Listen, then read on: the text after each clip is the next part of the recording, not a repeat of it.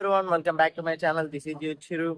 Okay, వాళ్ళైతే నా bike వచ్చేసరికి సెకండ్ సర్వీసింగ్ అయితే ఇవ్వాలి. అక్కడ ఉంది నా బైక్. ట్రైన్ బైక్ కూడా ఉంది. ట్రైన్ బైక్ వచ్చేసరికి ఒక చిన్న ఇష్యూ అయితే ఉంది. అదైతే చూపించాలి సర్వీస్ సెంటర్ లో. చాలా ప్రాబ్లం అయితే ఉంది. అదేంటి ఇప్పుడు నేను చెప్తాను. ఫస్ట్ నా బైక్ వచ్చేసరికి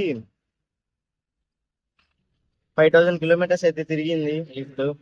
ఫస్ట్ అది వచ్చేసరికి సెకండ్ సర్వీసింగ్ ఇవ్వాలి. ఇంకా నా బైక్ లో బ్యాక్ టైర్ అయితే వాబుల్ అవుతుంది, ఎందుకో తెలీదు. ఒకసారి అవి కూడా చెక్ చేయించాలి సర్వీస్ సెంటర్ లో. చెప్తాను ఇప్పుడు. ఇంకా ప్రేమ్ బైక్ అయితే అసలు లాస్ట్ లాగ్ లోనే కదా మనం టైర్ వేయించింది, స్టార్ట్ అయింది, అంతా బాగానే ఉంది అనుకున్నాం. కానీ మళ్ళీ అయితే హ్యాండ్ ఇచ్చేసింది. ఎందుకో స్టార్ట్ అవ్వట్లేదు. అది అసలు బ్యాటరీ ఏమన్నా ప్రాబ్లం ఏమో అని చెప్పి మేము బ్యాటరీ చేంజ్ చేయించాం. కానీ బ్యాటరీ అయితే ప్రాబ్లం కాదు. పోనీ ఏమన్నా ఎలక్ట్రికల్ ఇష్యూ ఏమో తీసుకోవట్లేదని చెప్పి ప్లగ్ కూడా తీసి ట్రై చేసాం. ఆ కరెంట్ అయితే పాస్ అవుతుంది కానీ స్టార్ట్ అయితే అవ్వట్లేదు. ఏదో సెన్సార్ అయితే పోయింది అనుకుంటున్నాను. ఒకసారి ఇప్పుడు సర్వీస్ సెంటర్కి వెళ్ళి అది ఒకసారి చూపించాలి ఈ ట్యూ బైక్స్ కి అయితే. నాదైతే సెకండ్ సర్వీస్. అసలు ఎలా ఏంటో ఇప్పుడు అంతా వెళ్ళాక చూపిస్తాను. సర్వీస్ సెంటర్కి అయితే వచ్చాం. మన బైక్స్ అక్కడ ఉన్నాయి. అయితే పేపర్ వర్క్ అయితే ఏమేమి కంప్లైంట్స్ ఉన్నారని కదా నోట్ చేసుకుంటున్నారు. ప్రేమ్ జీటీకి మనదేమో సెకండ్ సర్వీస్ కదా. ఈ సర్వీస్ సెంటర్లో ఒక ఇంటర్సెప్టర్ అయితే చూసాం. ఇదైతే నిజంగా చాలా బాగా మాడిఫై చేసుకున్నాడు. మాడిఫై కాదులే, కొంచెం ఈ సింగిల్ సీట్ కొంచెం అక్కడ ర్యాపింగ్ అలా అయితే చేసుకున్నాడు. అసలు న్యూ బైక్, అసలు ఇంకా టిఆర్ నెంబర్ కూడా లేదు, కానీ నీట్గా మెయింటైన్ చేస్తున్నారు. ఇప్పుడు వచ్చేసరికి అసలు ఈ రెడ్ ప్రేమ్ జీటీకి ఏంటో కంప్లైంట్ చూడాలి. ఇంకా మన సర్వీస్ ఏంటి ఎంత అవుతుంది అది కూడా ఒకసారి చూడాలి.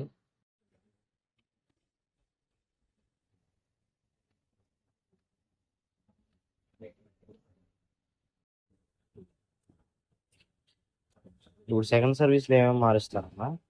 సర్వీస్ వచ్చి జనరల్ సర్వీస్ వస్తుంది. ఆ, వాటర్ వాష్ వస్తుంది. ఆ. నీట్గా బ్యాక్ టైర్ బాగా వాకింగ్ ఇది ఒకసారి బ్యాక్ టైర్ దాటితే బాగా వాకింగ్ అవుతుంది. అసలు షేక్ అయిపోతుంది బాగా.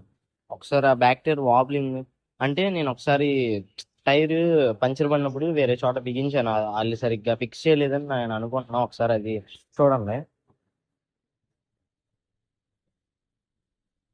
ఓకే, ఇప్పుడే సర్వీస్ సెంటర్ నుంచి అయితే బయటకు వచ్చాను. యాక్చువల్ గా నాదైతే సెకండ్ సర్వీస్, యాక్చువల్ జనరల్ సర్వీసే. అసలు ఇంట్లో అయితే ఏం చేంజెస్ ఉండదు. సెకండ్ సర్వీస్ లో మనకి 10,000 వచ్చేసరికి ఆయిల్ చేంజ్ ఉంటుంది. ఇప్పుడైతే జస్ట్ ఒక జనరల్ చెకప్ అయితే ఉంటుంది. నాది బ్యాక్ వీల్ వాబుల్ అవుతుందని చెప్పాను కదా, అది ఒకసారి చెక్ చేయమని చెప్పాను.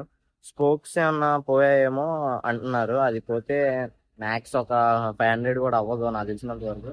అది ఒకటి ఉంటుంది. నెక్స్ట్ వచ్చేసరికి ఇంకా నాది ఏమన్నా లూజ్ అయిందేమో ఫిట్టింగ్ అంటున్నారు.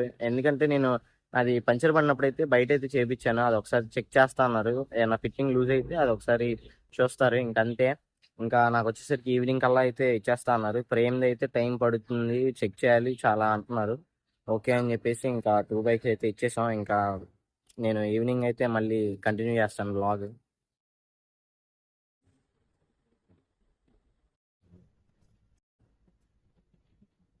ఇప్పుడే సర్వీస్ సెంటర్కి అయితే వచ్చాను. ఇదిగో మన జీటీ. ఇప్పుడైతే ఫుల్ క్లీన్ గా ఉంది. అసలు మనం ఇచ్చినప్పుడు మార్నింగ్ అయితే ఫుల్ క్లమ్జీగా డస్ట్ అయితే ఉంది. ఇప్పుడైతే క్లీన్ గా ఉంది. జస్ట్ వాష్ చేశారు. సెకండ్ సర్వీస్ లో మోస్ట్లీ ఏముండదు, జస్ట్ జనరల్ చెకప్ అయితే చేస్తారు. ఇంకా ఏంటంటే మన బైక్ వచ్చేసరికి బ్రేక్ ప్యాడ్స్ అయితే ఫుల్ అరిగిపోయాయి. అసలు బ్యాక్ అయితే ఫుల్ అయితే పోయాయంట. ఇంకా ఫ్రంట్ వచ్చేసరికి ఇంకా మ్యాక్స్ ఒక 10 days అయితే వస్తాయి అన్నారు. ఇంకెందుకు అని చెప్పి చేంజ్ చేసామన్నాను. యాక్చువల్ గా ప్రతి 5,000 కిలోమీటర్స్ కి అయితే మనం బ్రేక్ ప్యాడ్స్ అయితే మార్చుకోవాలి. నావైతే అయిపోయినాయి. ఇంకా మనం వచ్చేసరికి ఇవి ఏంటో మీరు గెస్ చేస్తారనుకుంటున్నాను. గెస్ చేయండి. ఇవైతే తీసుకున్నాను. మన బైక్ కి ఒక చిన్న అప్గ్రేడ్ అన్నమాట. ఈ లోపలే మీకు తెలిసిపోయి ఉంటుంది. నెక్స్ట్ బ్లాగ్లో అయితే నేను చూపిస్తాను ఇవేంటో. ఇంకా వచ్చేసరికి బిల్ అయితే చూపిస్తాను ఇప్పుడు ఒకసారి. బిల్ వచ్చేసరికి అయితే ఇది చూడొచ్చు. ఇక్కడ వచ్చేసరికి chain looping and cleaner kit అదొక 200. ఇంకా బ్రేక్ ప్యాడ్స్ ఫ్రంట్ వచ్చేసరికి 2140, రేర్ బ్రేక్ ప్యాడ్ వచ్చేసరికి కిట్ 2500, టోటల్ ఇది వచ్చేసరికి 4800 చేంజ్.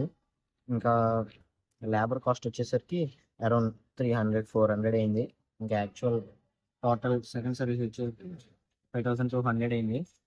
అసలైతే యాక్చువల్గా బ్రేక్ ప్యాడ్స్ లేకపోయి ఉంటే అసలు మ్యాక్స్ ఒక 400లో అయితే అయిపోయేది, జస్ట్ సెకండ్ సర్వీస్ అయితే. ఇంకా బిల్ అయితే ఇది, ఇంకా ఎక్కువ ఏమి ఛార్జ్ అయితే చేయలేదు నాకు. ఇంకా ఓకే, మన బైక్ అయితే వచ్చేసింది. ఇంకా చాలా ఫాస్ట్ గానే ఈ సర్వీస్ సెంటర్, యాక్చువల్ గా రాయల్ ఎన్ఫీల్డ్ సర్వీస్ సెంటర్స్ అన్ని వర్స్ట్ ఎక్స్పీరియన్స్ అది ఇది అంటున్నారు, కానీ నాకైతే విజయవాడ సర్వీస్ సెంటర్ అలా ఏమీ అనిపించలేదు. నాకైతే బాగానే కేరింగ్ అలా చూస్తున్నట్టే అనిపిస్తుంది. మరి యాక్చువల్ గా నేను చాలా మంది యూట్యూబర్స్ కూడా చూశాను, అంత వర్స్ట్ ఎక్స్పీరియన్స్ నాకు రాయల్ ఎన్ఫీల్డ్ సర్వీస్ నుంచి అది ఇది అంటున్నారు, కానీ విజయవాడ వరకు అయితే నాకైతే చాలా బాగుంది. ఇంకా మిగతా ఏరియాస్ అవైతే నాకు తెలియదు కానీ ఇవైతే బాగానే ఉన్నాయి. ఫ్రేమ్ జీటీ అయితే యాక్చువల్గా వైరింగ్ కిట్ అయితే మొత్తం ఏదో చేంజ్ చేయాలి ఇది అంటున్నారు. అదైతే మీకు నేను నెక్స్ట్ బ్లాగ్లో అయితే చూపిస్తాను. సో ఈ బ్లాగ్ వరకు అయితే ఇంకా ఎంజాయ్ చేస్తున్నాను. So see in the next blog. Bye by.